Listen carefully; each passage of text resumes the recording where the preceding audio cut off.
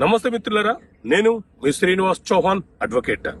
మిత్రులారా, మన దగ్గరకు వచ్చే క్లయింట్లలో చాలా మంది అడిగే ప్రశ్న ఏంటి అని అంటే, సార్ న్యాయస్థానంలో నేను కేవియట్ పిటిషన్ వేసిన అవతల వ్యక్తి ఆర్డర్ తీసుకునే వెసులుబాటు అవకాశం ఉందా అని అడుగుతుంటారు.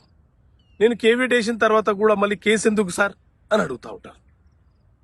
అయితే మిత్రులారా, అసలు కేవియట్ అంటే ఏంటి అని అంటే, మిత్రులారా, మన దేశంలో సివిల్ వివాదాల పరిష్కారాల కోసము సిపిసి సివిల్ ప్రొసీజర్ కోడ్ అనే చట్టం రూపకల్పన బ్రిటిష్ కాలంలోనే చేయబడింది. ఇప్పుడు ఆ సిపిసి ప్రకారంగానే సివిల్ వివాదాల పరిష్కారం అనేది జరుగుతూ ఉంటుంది. ఈ సిపిసిలో మనకు 148A అనే సెక్షన్ ఉంటుంది. అది కేవియట్ అనే అంశం గురించి ప్రస్తావిస్తుంది. కేవియట్ అనేది ఒక అప్లికేషన్.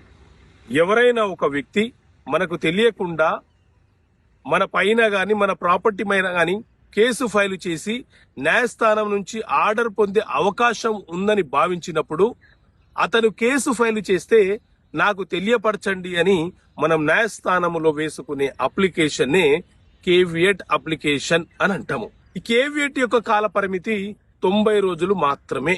90 రోజులు ముగిసిన తర్వాత మళ్ళీ మనము కేవియట్ వేసుకోవాలి.